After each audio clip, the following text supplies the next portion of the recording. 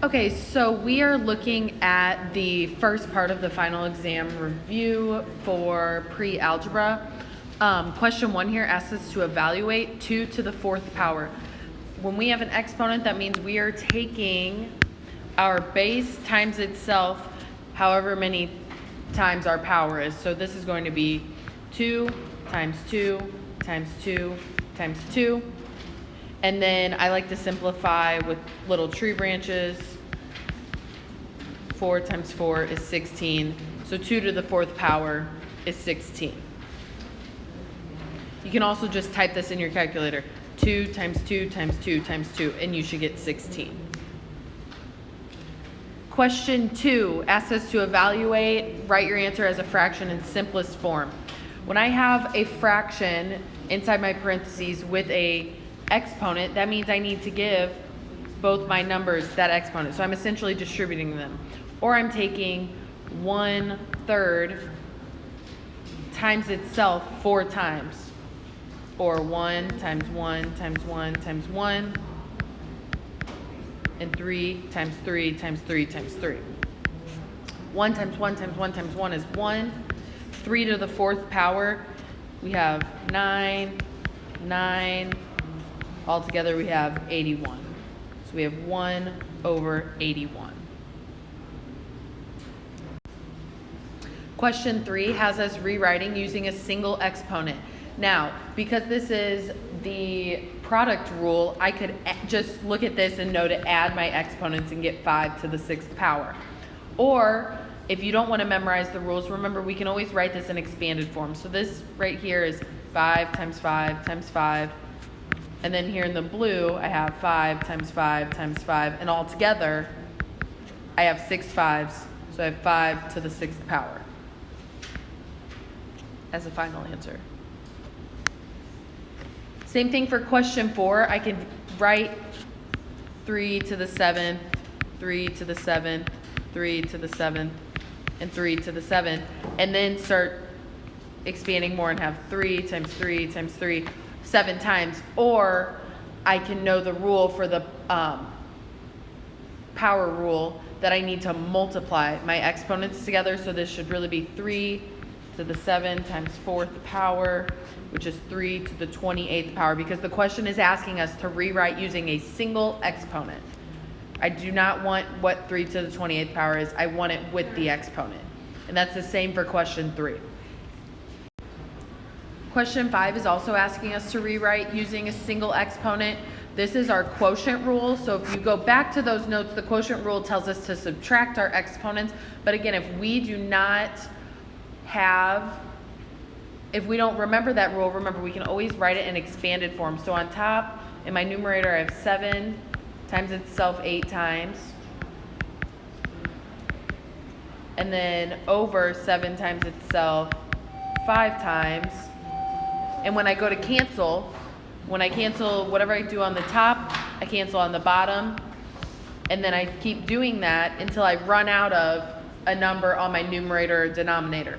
In this case, I ran out of numbers in my denominator, so I'm left with 7 times 7 times 7, which we can simplify as 7 to the 3rd power. So question 6 says, a hot air balloon flew through the sky, and the table gives increases in the balloon's altitude in feet for 5 time periods. So if I look at period 1, if I have a negative number, even though it's talking about an increase in altitude, technically during period 1, it went down. The altitude decreased by 81. Same thing for period 2, it decreased by 363. If we look at A, it says during which time period did the balloon move upward the most? So if it's moving upward, I know I'm going to need a positive number. So that cancels out period 1 and period 2. And then my greatest positive number would be 279. So for A, I should have marked period 5.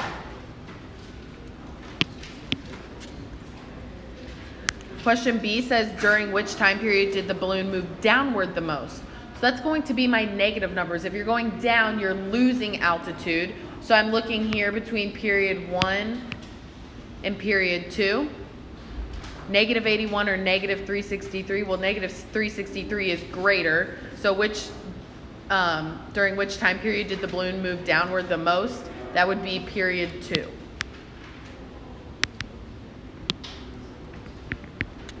And then C asks, what did it mean for the balloon to have an increase in altitude of 0 feet? Did it move upward?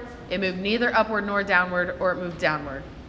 We're going to mark B for this one. The balloon didn't move up or it didn't move down. It just stayed the same where it was because it had an increase of 0.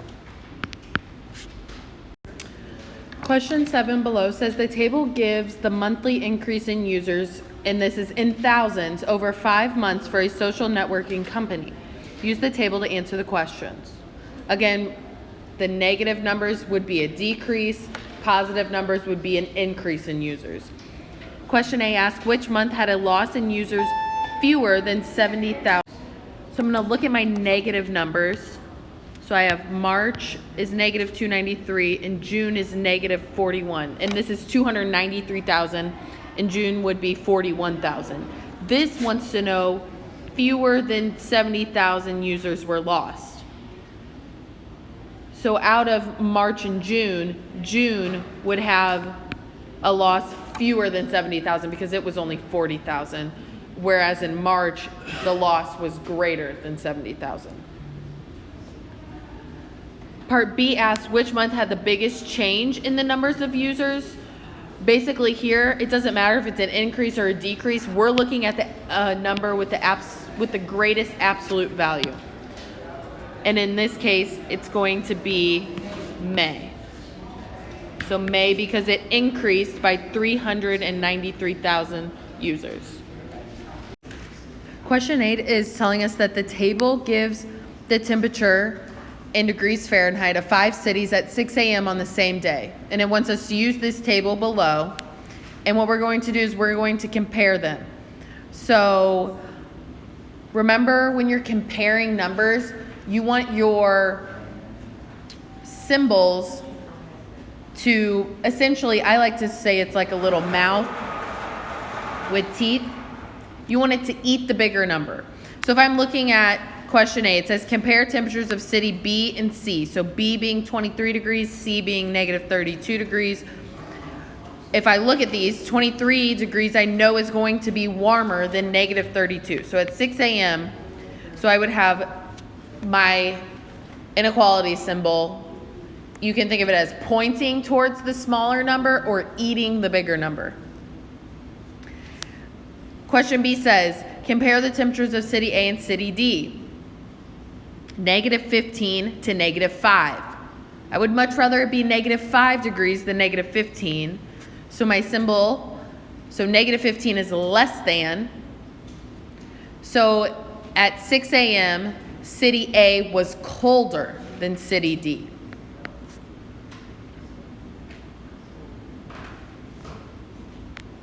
Question 9 asks us to find each of the numbers below. Simplify your answer as much as possible. The opposite of 8, we're going to have negative 8. The opposite of 0, always 0. Now it says the opposite of negative 4. My first opposite of negative 4 is going to be 4, but then the opposite of that is really negative 4. So when you have the opposite of the opposite, it's always the number you started with. Question 10 asks us to evaluate the following. And remember, these bars, these symbols are absolute value, and these are a number's distance from 0. So to get from 0 to 8, I just go 8 units. So 8 is my absolute value. And then negative 5, its distance from 0 is 5 units. Remember, distance is always positive. I can't drive to Kansas City and back in my odometer not add those miles. Even though I came backwards, I went back. So your absolute values will always be positive.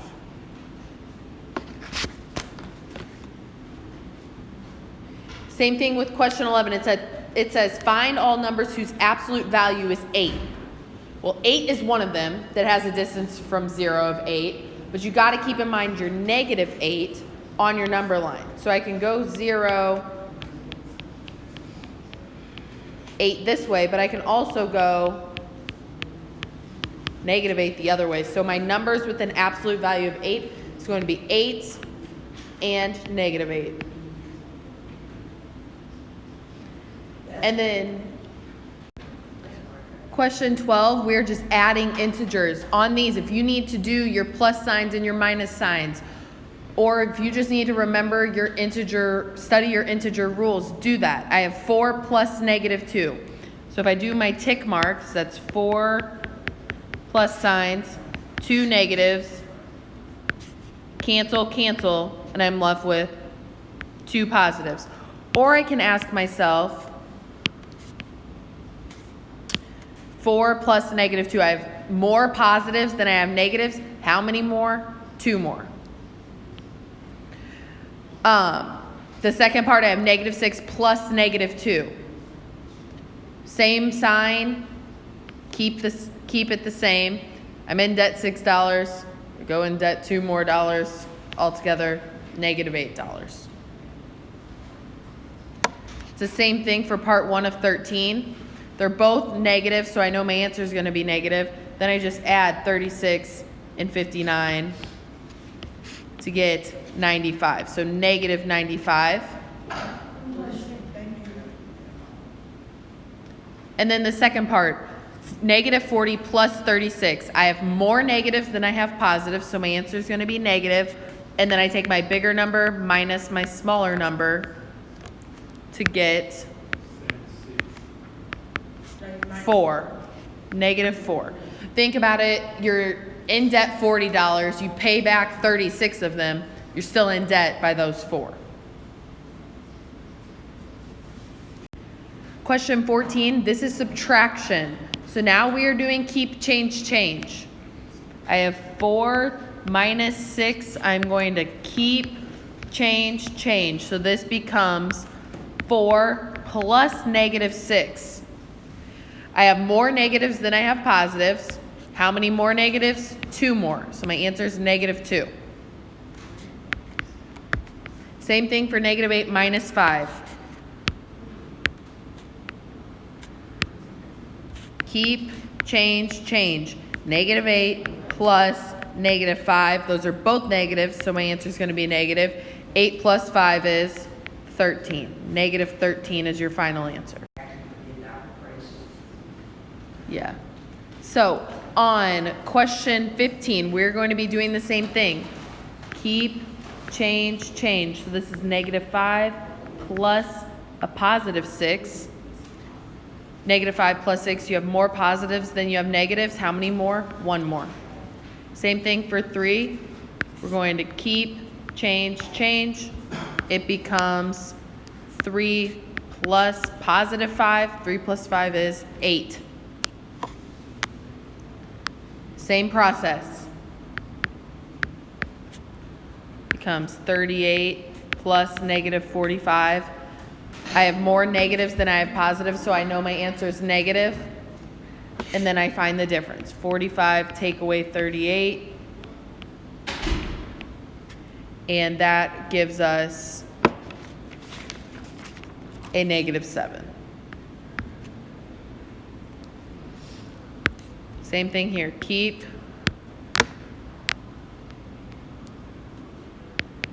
change, change. 2 plus positive 11. 2 plus 11 is 13. So question 7 asks us to evaluate the following. So this is when we are multiplying or dividing our positive and negative integers. If you guys remember, we had the trick where we made the little face, and depending on what the signs were, that's what the answer was. So on negative 9 times negative 3, both of them were negative, so I'd circle both of them, and the odd sign out would be the answer. So 2 negatives, again, make a positive. So negative 9 times negative 3 is going to be positive 27. And then I can do the same thing with my next one. And I have a positive and a negative. So my answer is going to be negative. That's my odd sign out. So 10 divided by negative 2, I know my answer is going to be negative. 10 divided by 2 is 5.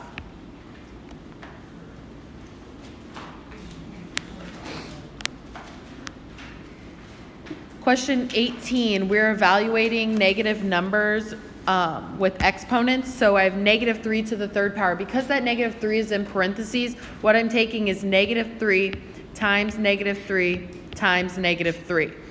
Negative 3 times negative 3, two negatives is a positive 9. Then I have to carry down this third negative 3.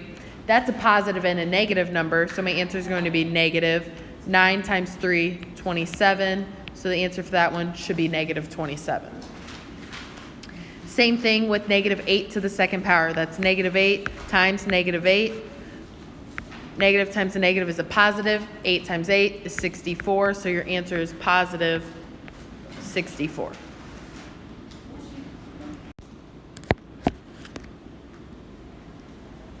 Question 19 is very similar to the problems before, but if you notice we have two negatives right here.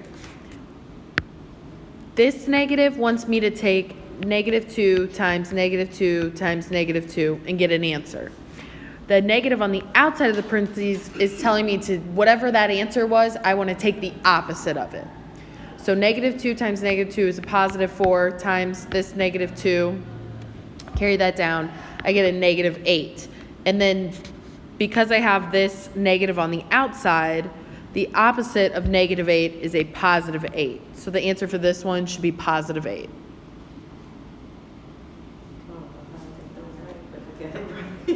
And then when you have a negative 8 to the second power with no parentheses, it's asking what is the opposite of 8 to the second power. 8 to the second power is 64, and the opposite of that is negative. So it's almost like I ignore it. I take my 8 times 8, and then I take the opposite of it. Question 20 is asking us to rewrite this using a single positive exponent. When I'm taking, this is the product rule, I'm multiplying them, so I would be adding my exponents. So really this should be 7 to the negative 8th power because negative 5 plus negative 3. But the most important word here is positive exponent. So remember when we have a negative exponent, it moves to our denominator and we put a 1 in the numerator. So it should be 1 over 7 to the 8th power.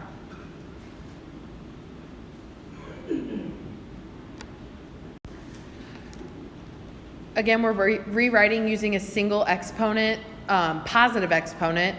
When you have the quotient rule, you're just keeping the same base, but you subtract the exponents. So it's like saying 4, and then I'm taking my 5 minus my negative 2. And then that's up here, I'll keep, change. So it's really like 4, and then 5 plus positive 2.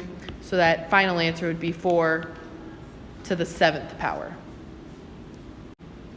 Question 22 is the same thing. This is our powers of a power rule. So we will be multiplying our exponents together, keeping the same base. So that's 5 to the negative 18th power, but it wants a single positive exponent. So this becomes 1 over 5 to the 18th power. So now we're looking at the second part of the final exam practice test. This is what I gave out on Monday. Question 1 is asking us to simplify. I have 5x plus 6x here. This is simply just combining like terms. It's the same variable. They both have, again, the same exponent. So I just take, if I have 5x's and 6x's all together, I have 11x's.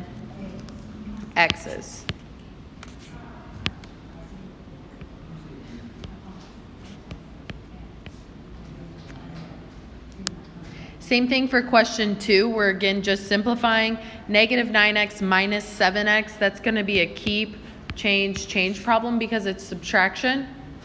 So I'm taking negative 9x plus negative 7x. And that's two negative numbers. So my final answer is negative. Negative 9 plus negative 7 is a negative 16x. Problem 3 is asking me to solve for x. So this looks like it's a two-step equation. I'm just going to rewrite it here over to the side. Negative 3 equals negative 7 plus 2x. This is something where I would use my pink phone that's given to me, my don't call me after midnight. Right now I don't need to distribute, and after looking at both sides, I don't need to combine like terms either. It looks like the first thing I need to do is add or subtract. So my variable is already on the right side, so I'm going to call that my variable side and the left my number side. So I need to move this 7 to the other side. So I'm going to add 7 to both sides. Those cancel. I'm left with the positive 4 equals 2x. And then I just need to divide by 2 because I want to know what x is. That leaves me with x equals 2.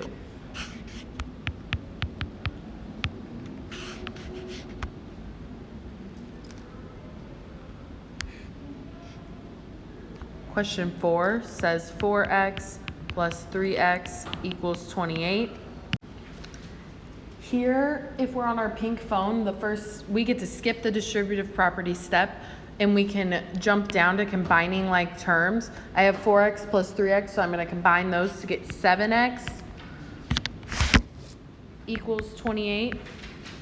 Then it's a one-step equation from here. Divide by 7, and I'm left with x equals 4.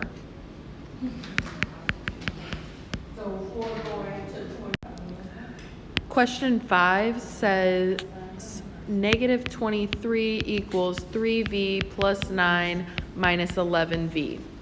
Again, we get to jump, we don't have to distribute because there's no parentheses, so the next step is combining like terms. On the left side, there's no like terms to combine, but on the right, I see 3 and negative 11. So this is like saying 3 minus 11 or 3 plus negative 11.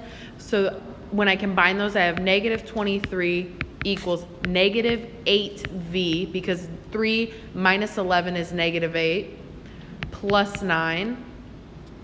And now it's a two-step equation from here. Subtract 9 from both sides. Again, if you need to draw your fence, do that. Those cancel. I'm left with negative 32 equals negative 8v. Divide by negative 8. Divide by negative 8. V equals 4. Question 6 asked me to solve for W. So I have 4W equals W plus 24. I'm going to draw my fence. I have W's by themselves on the left side already, so I'm going to keep that as my variable side. My other side is going to be my number side. So I need to move this W on the right-hand side here over to the left. So I'm going to take away W, take away W. Again, these are just our two-step equations, so I'm left with 3W equals 24. Divide by 3, divide by 3, W equals 8. And your phone tells you you would start on the step of add or subtract, and then the next step would be multiply or divide.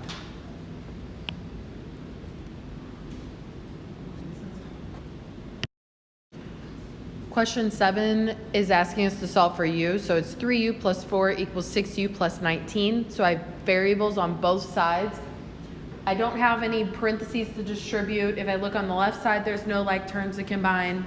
Same thing on the right. Next thing would be to move my variable. So in this case, I'm going to pick my variable side as the right-hand side because 6 is greater than 3. Again, if you choose the other side, you'll still get the same answer. I just like to avoid negatives if possible.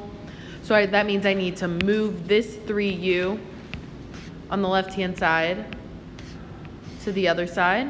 So those cancel. I'm left with 4 equals 3u plus 19. Now I have a number on my variable side that I need to move. So I'm going to subtract 19 from both sides. 4 take away 19 is a negative 15. Be careful with that. You'll be able to use calculators. So just do not 4 take away 19 and it'll give you negative 15 equals 3u. I want to get u by itself. I'm undoing that multiplication by dividing. Divide by 3, divide by 3. U equals negative 5. So it's a negative divided by a positive.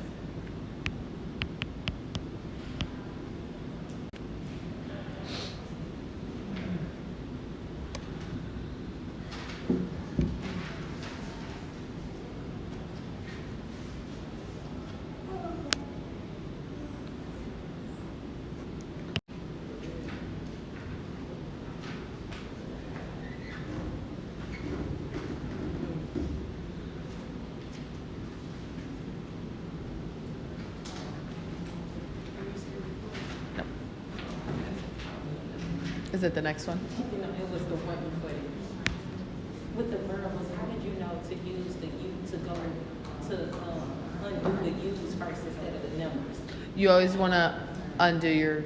Variables. Mhm. If it's a letter in there, you want to undo those. Well, you want to just move them to one side. So I moved the 3U to the right side. Then I undid my numbers. Then I really, the last thing I did is undid the variable, like the 3 times the variable. Just follow your steps on here. Cool.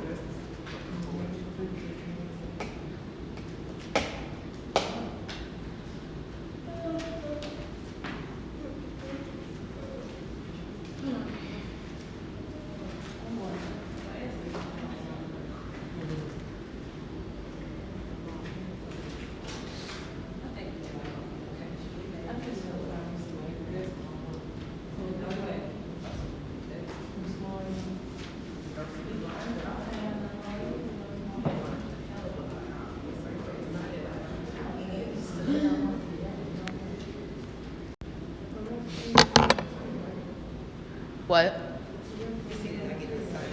Yes, but in that case, it's for multiplication.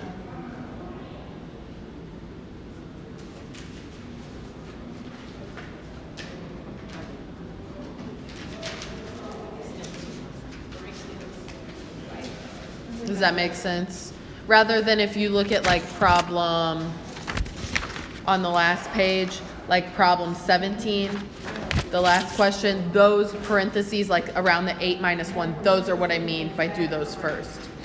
And this parentheses and sad parentheses. You do the innermost. Oh, the one with the brackets and the. Yeah. So the Okay, see you tomorrow. first parentheses is 1 and 2 first, right?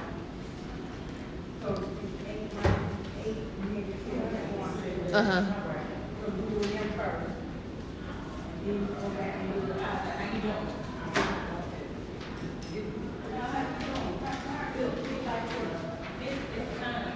Yeah, no, it is time. This was the last question I have. It's 1:16, so you gotta scoot on to your 4th period. We're a minute over. I'm sorry.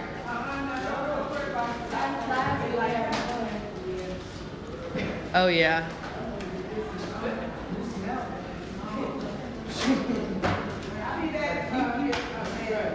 Okay.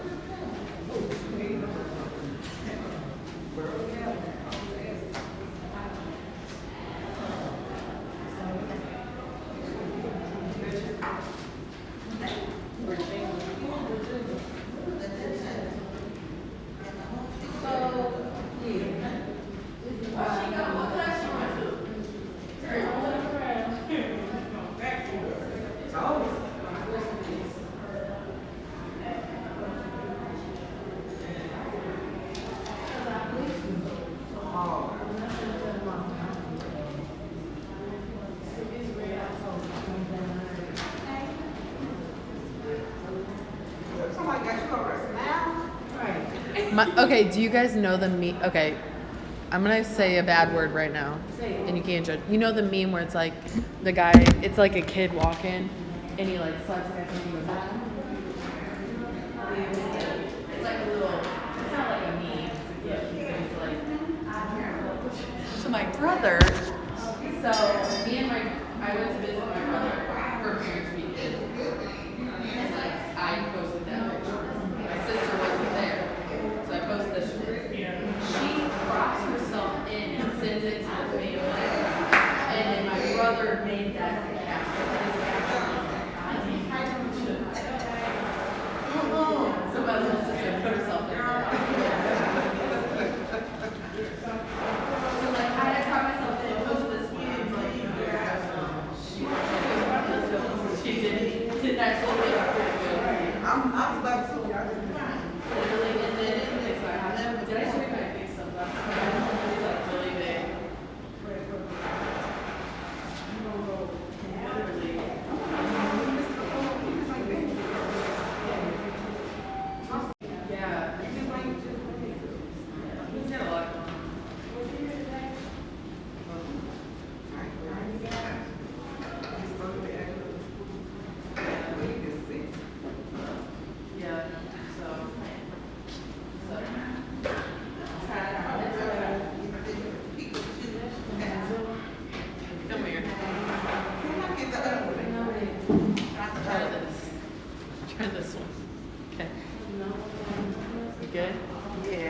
I'm trying to get it because I was listening to my YouTube and I put it on and this lady was explaining this morning Yeah. and I was listening. Good, I'm glad you're using that. Yeah, so because I'm trying to get it. I'm gonna Yeah. keep working with it Okay. on a vacation and I'm about to work tonight on it. I'm like work this evening, but I'll be back down here for that assignment too. Okay. You gonna be here too? Yeah, I'm here. Right, like,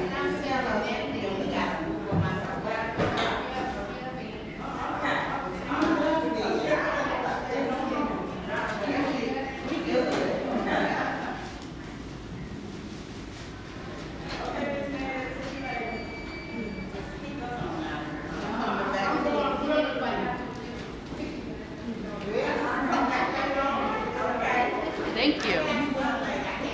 I'm hanging this up on my, I have this huge corkboard behind my desk. Aiden signed it.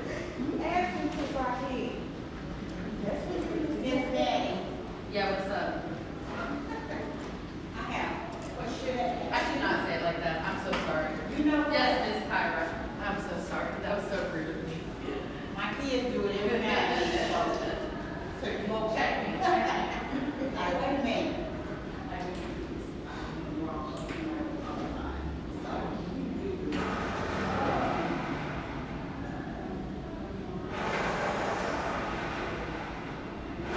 Bobby, it's okay. 2:35.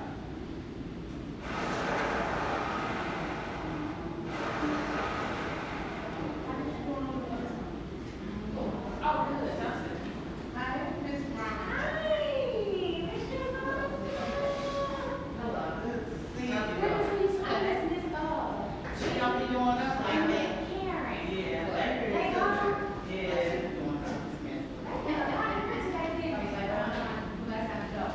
I'm going, wait a minute. Just give me a minute. Miss Man. We'll back to life.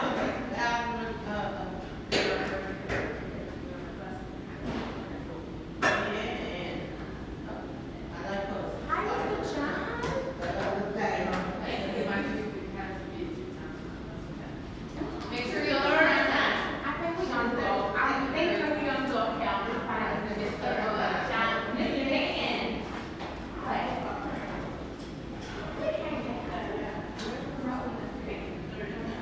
I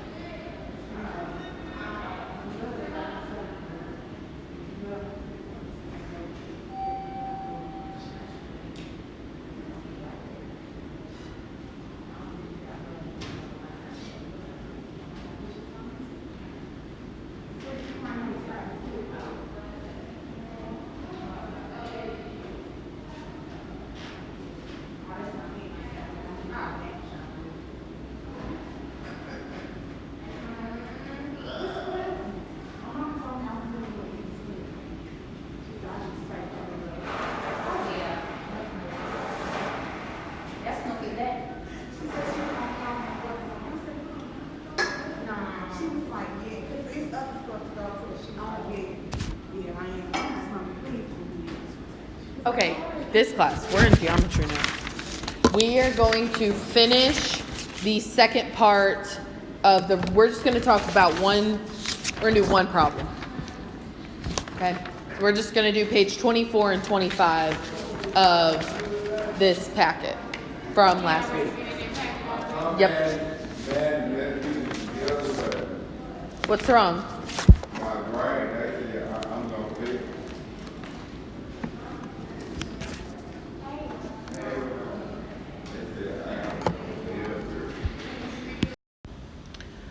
Question 10 is asking me to give the location of Paris as an ordered pair, x comma y. So remember our x coordinate that tells us how far left or right, and then my y coordinate tells me how far up or down. So if I'm looking at Paris here, looks like I go to the left 4. So my x coordinate is going to be -4, and then up 5. If we look here, so -4, up 5. If you need to, you could draw your lines through there. Question 11 asks us to plot the point 5, -3. So our first number tells us left or right. It's a +5, so I'm going to go to the right, and then -3 down to go down. So to the right 5, down 3, make my point right here.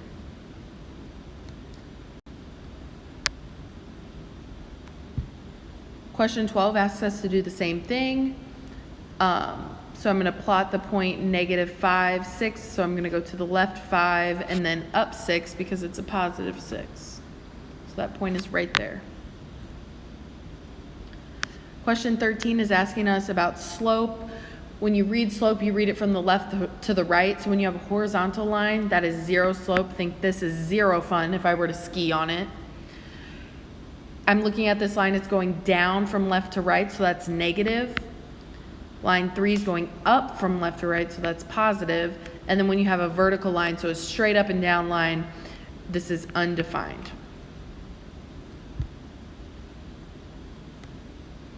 Question 14 down here is 29 minus 3 times 5. This is order of operations, so our PEMDAS. I don't have any parentheses, no exponents, but I do see some multiplication first that I'm going to do before I subtract. So I'm going to multiply 3 and 5, so that's 29 minus 15. When you subtract those together, that leaves you with a final answer of 14.